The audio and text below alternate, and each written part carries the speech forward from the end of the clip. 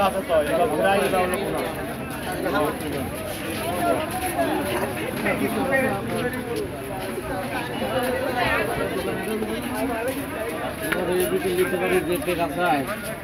ঠিক আছে আমরা আমাদের সন্দেশের ব্যবসা কি মেলালাম আমাদের সন্দেশের ব্যবসা হলো সীমিত আর এটা তো মেলা তো আমাদের বন্ধুরা দিচ্ছেন এটা আচ্ছা বলেন মেলা এই বেচা কিনা কেমন চলছে হচ্ছে মোটামুটি আল্লাহর রহমতে